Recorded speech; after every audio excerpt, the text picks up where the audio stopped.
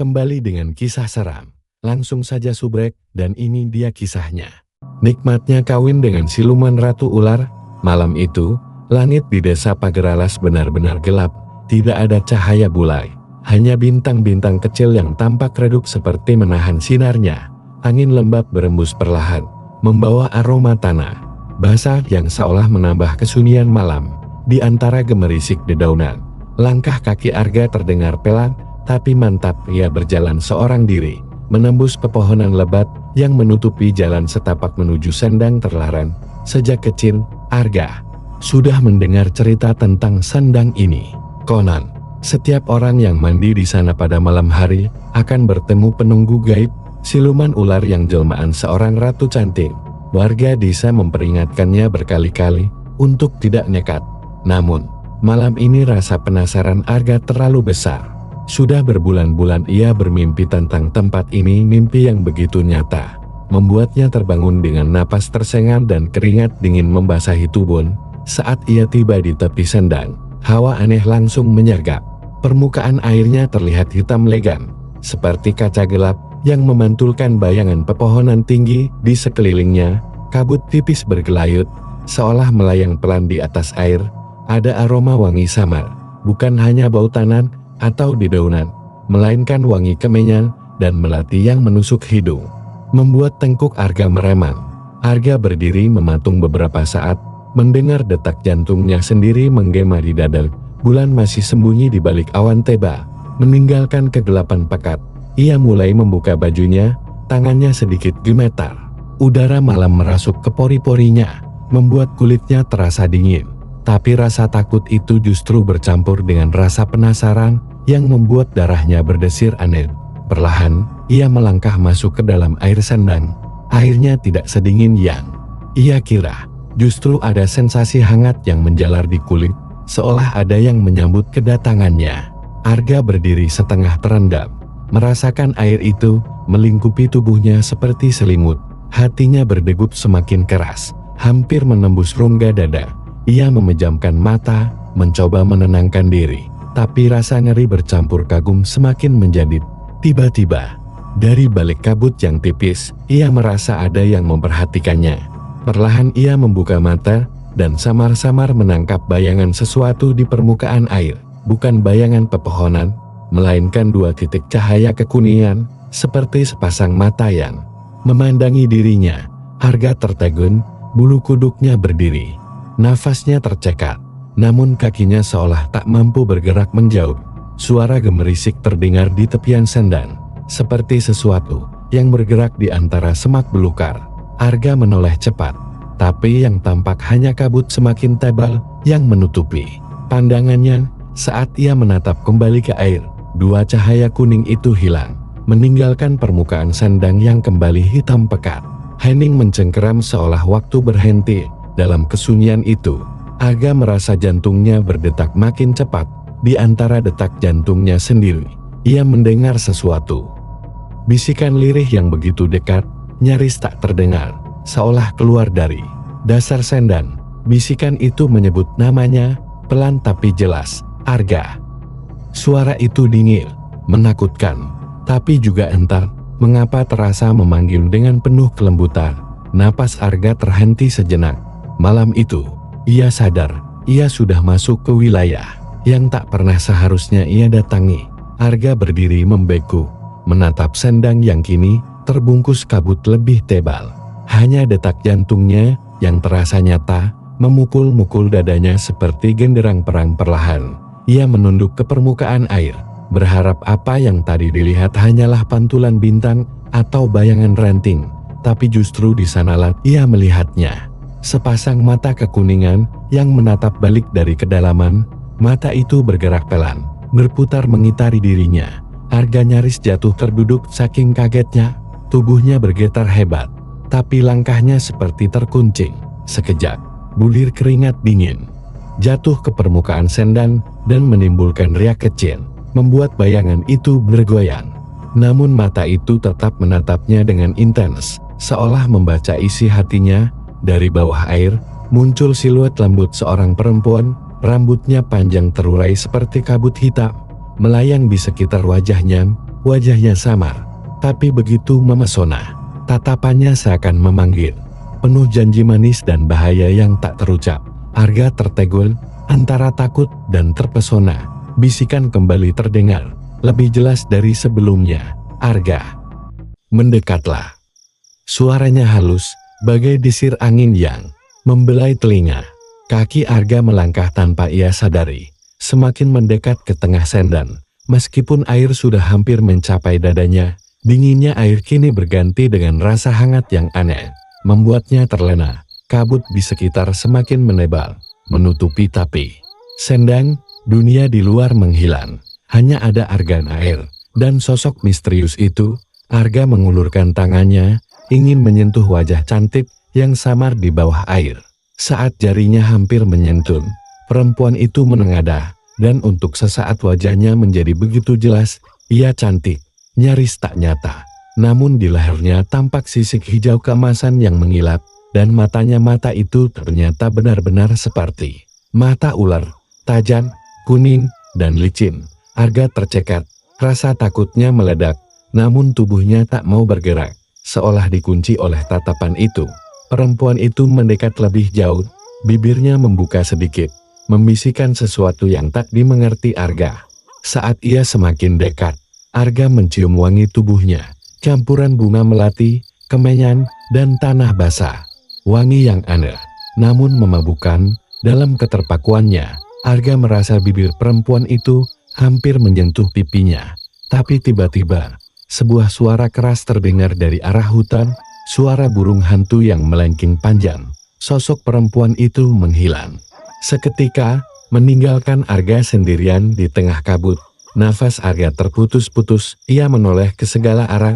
Namun yang ada hanya sunyi, dan di dalam hatinya tumbuh rasa takut bercampur rindu aneh yang tak bisa ia pahamin. Malam itu, Arga tidur di dipan kayu usang di rumahnya.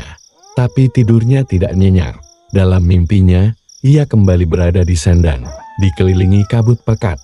Suara bisikan memanggilnya, menggema dari segala arah, seolah ada banyak sosok yang berbisik bersama Arga. Datanglah, milikilah aku di dalam mimpi. Arga melihat sosok perempuan itu lagi, kali ini lebih jelas, berdiri di atas batu besar di tengah sendang. Rambutnya panjang, menutupi sebagian wajahnya. Tapi sisik keemasan di leher dan pundaknya terlihat jelas. Matanya tetap tajam dan mengerikan, namun juga memancarkan pesona yang membuat Arga tak sanggup berpaling. Perempuan itu mengulurkan tangan, memanggil Arga mendekat. Jangan takut, kau sudah kupilih, katanya dengan suara yang aneh, lembut, namun dingin, seperti bisikan ular di rerumputan. Arga melangkar. Air sendang hanya setinggi mata kaki, meskipun ia tahu itu seharusnya dalam. Dunia mimpi memang tak masuk akal. Saat Arga hampir menyentuh tangan itu, perempuan itu tersenyum. Tapi senyumnya aneh, menampakkan gigi yang sedikit terlalu tajam. Tangannya terasa dingin dan licin, seperti kulit ular. Arga merinding, tapi tak bisa mundur. Ia merasa terikat. Tiba-tiba, perempuan itu mencium Arga. Ciuman itu dingin, membakar dada Arga sekaligus membuatnya mabuk rasa nikmat yang belum pernah ia rasakan. Namun di balik nikmat itu, ada rasa takut luar biasa yang menyesakkan dada. Ketika Arga membuka matanya di mimpi, ia mendapati tubuhnya terbelit oleh sesuatu. Ia menunduk dan melihat sisik hijau keemasan melilit pinggang dan pahanya. Perempuan itu menempel di dadanya, menatap dengan mata ular yang dingin, lalu berkata, "Kau kini terikat padaku selamanya." Arga ingin berteriak, namun suaranya tak keluar. Perlahan, kabut menelan segalanya, dan ia terbangun dengan nafas terengah. Tubuh basah oleh keringat dingin di lehernya. Ia merasakan nyeri aneh. Saat ia meraba, kulitnya terasa kasar, seperti ada sesuatu yang tumbuh.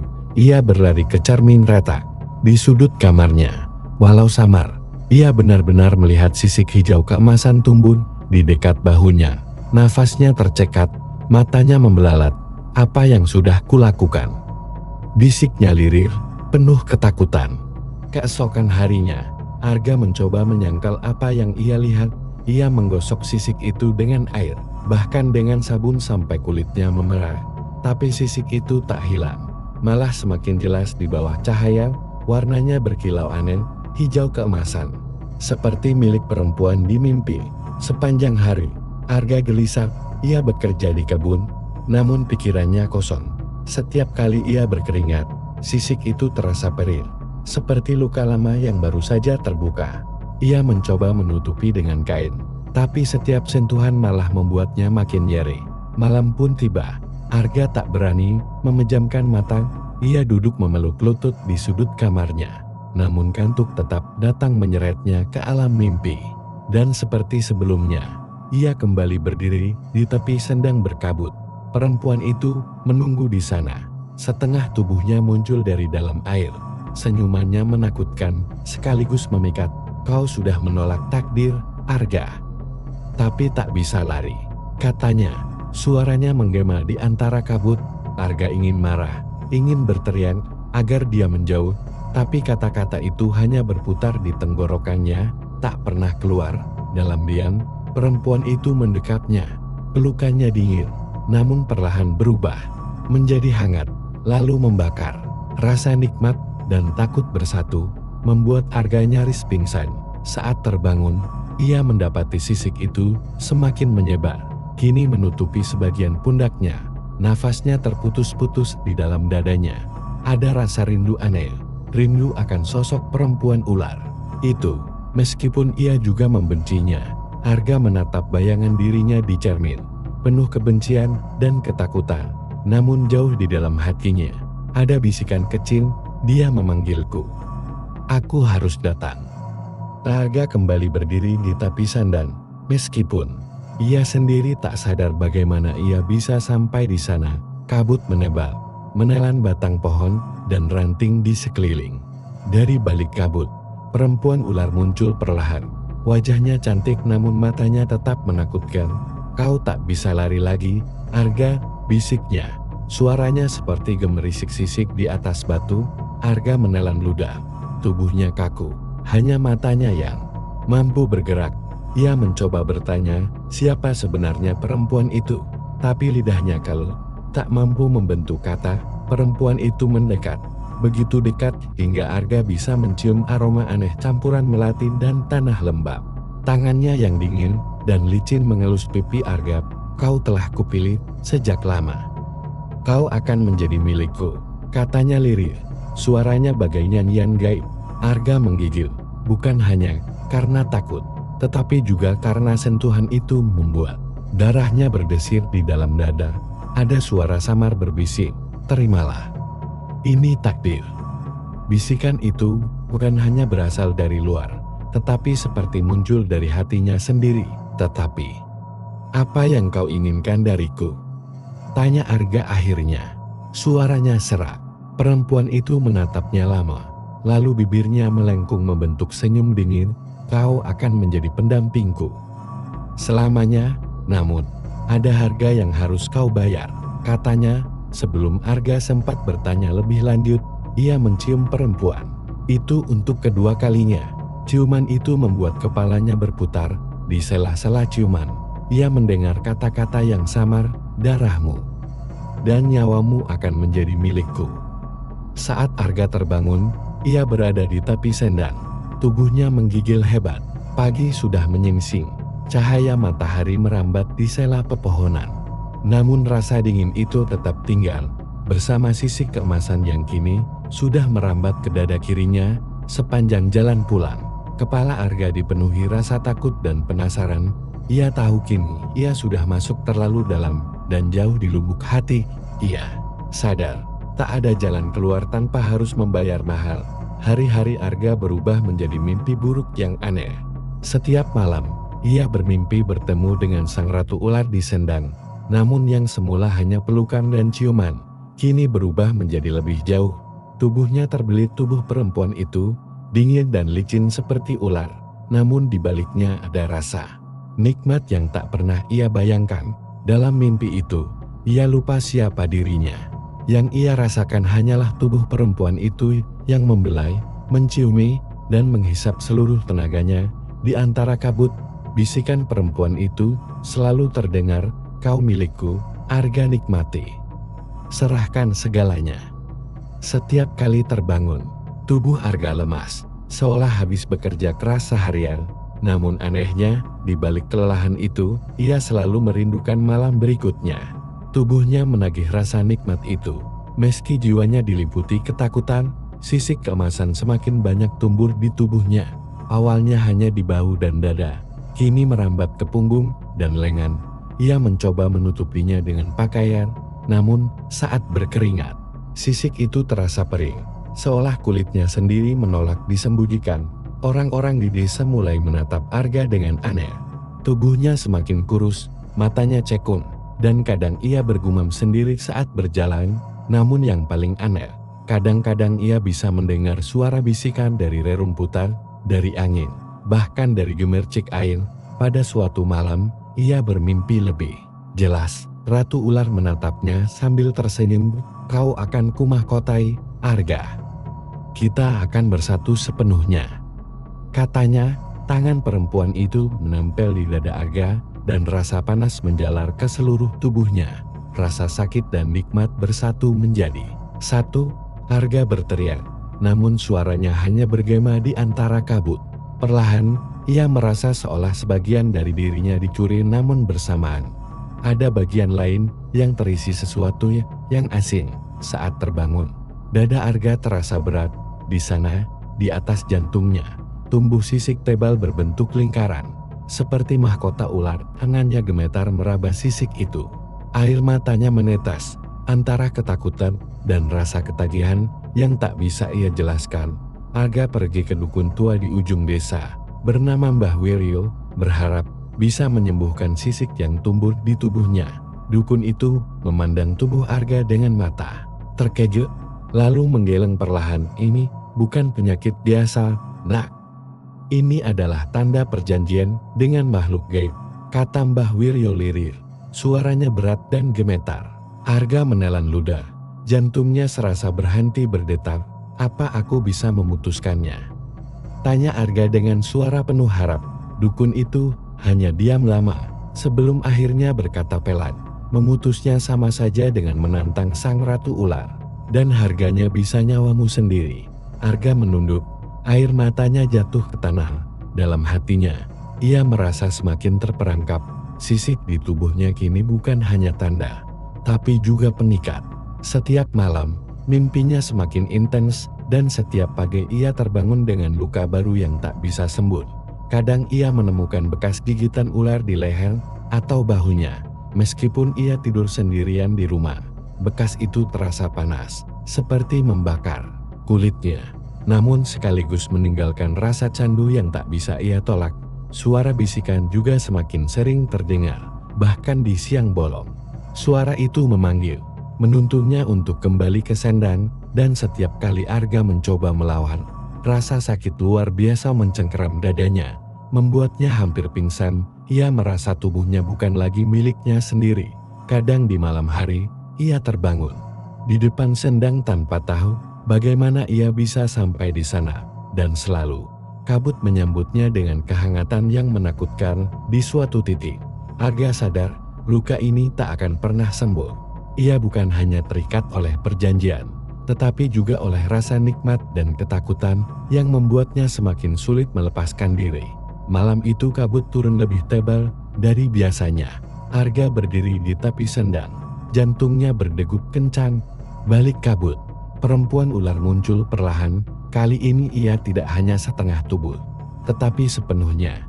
Setengah wanita, setengah ular. Sisiknya berkilau di bawah cahaya samar. Arga gemetar, bukan hanya karena takut, tetapi juga karena rasa rindu yang tak bisa ia pahami. Perempuan itu mendekat, membelai wajahnya dengan tangan bersisi.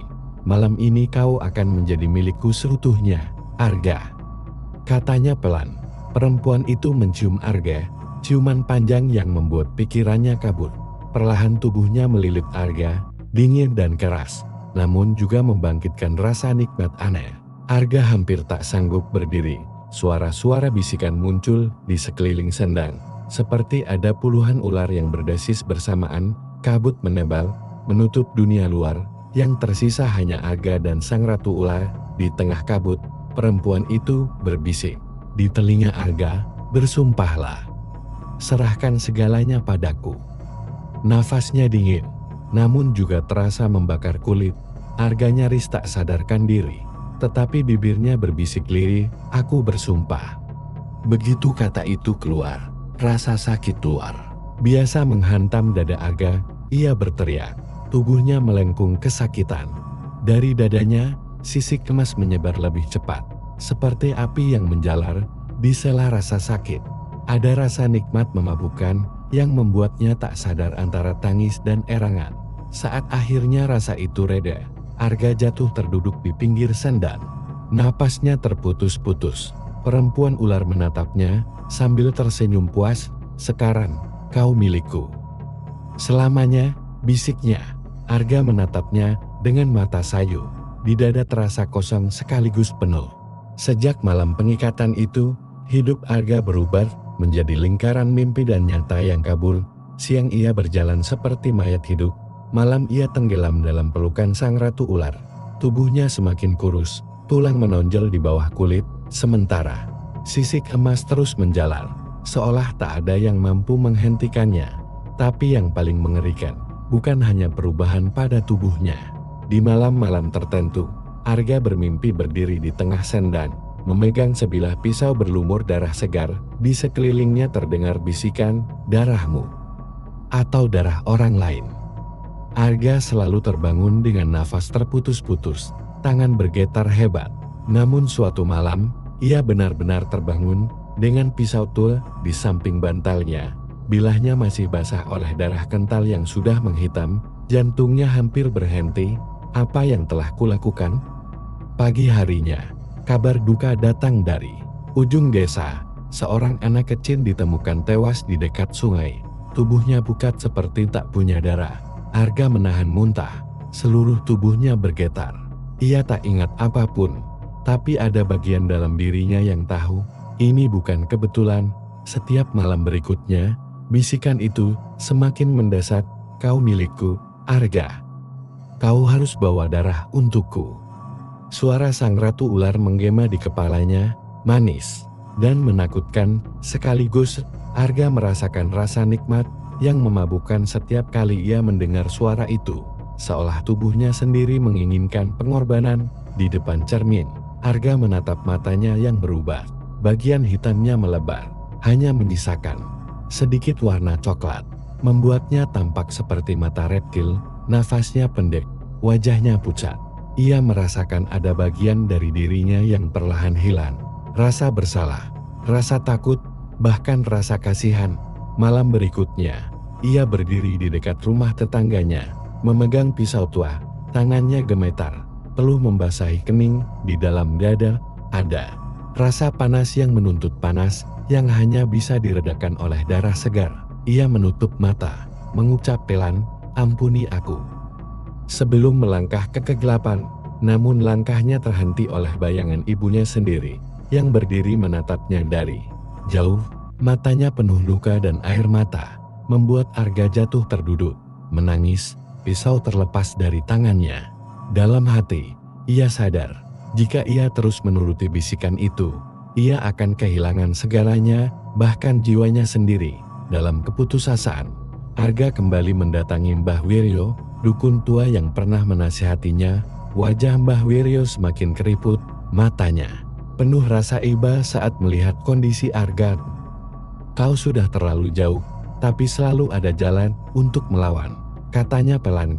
Arga dengan suara bergetar menceritakan semuanya, mimpi, darah, dan tumbal yang diminta sang ratu ular. Tangan Mbah Wiryo mengusap janggut putihnya, menarik napas panjang. Ratu ular itu bukan sekadar siluman, nak. Dia penjaga sendang sejak ratusan tahun lalu untuk tetap cantik dan kuat. Dia butuh darah manusia sebagai tumbal, bisiknya. Mbah Wiryo membuka kotak kayu kecil. Di dalamnya ada sutas tali kuno dan sebungkus kemenyan hitam. "Jika kau berani, malam ini kita hadapi dia. Tapi ingat, dia akan mencoba menggoda, mengancam, bahkan menjanjikan nikmat yang tak pernah kau rasakan lagi." Langit malam itu mendung pekat. Arga dan Mbah Wiryo berjalan menuju sandang. Angin bertiup kencang, membawa wangi melati yang semakin menusuk. Kabut tebal menutup jalan, seolah berusaha menghalangi mereka. Di tepi sandang, Ratu Ular muncul perlahan, matanya memancarkan kemarahan, tapi juga kesedihan yang aneh. "Arga, kau mengkhianatiku." Suaranya bergetar, membuat dada Arga serasa diremas. Perempuan itu melangkah mendekat, rambutnya tergerai basah, sisik emasnya berkilau di bawah cahaya samar. "Ingat rasanya, Arga. Nikmat yang hanya bisa kau dapat dariku," bisiknya sambil mengulurkan tangan. Arga menutup mata, dadanya bergolak. Suara Mbah Wiryo terdengar dari belakang, melantunkan doa dan membakar kemenyan hitam. Kabut bergulung, menampakkan wujud asli sang Ratu Ular. Tubuhnya setengah manusia, setengah ular raksasa. Tatapannya menusuk hati Arga, seolah berkata, "Pilih aku atau mati." Namun di balik ketakutan, ada kesadaran yang perlahan tumbuh. Semua ini tak pernah benar. Ia harus melawan. Suara doa Mbah Wiryo semakin keras. Kemenyan hitam mengeluarkan asap tebal yang melingkari sendang. Ratu Ular berteriak marah. Sisiknya bergetar, menciptakan suara mendesis yang mengguncang telinga. Kabut menari liar, seperti akan menelan segalanya. Arga menahan air mata, menatap wajah cantik sang Ratu Ular untuk terakhir kalinya. "Maafkan aku. Aku tak bisa jadi milikmu," bisiknya lirih, nyaris tak terdengar. Tangannya yang gemetar mencabut seutas tali kuno dari tangan Mbah Wiryo. Perempuan itu melompat menerkam Arga, namun tali itu terikat di tangannya. Tali itu memancarkan cahaya redup, membuat tubuh perempuan ular bergetar hebat. Dari mulutnya terdengar raungan pilu yang mengguncang dada Arga. Air sendang bergolak, seolah marah.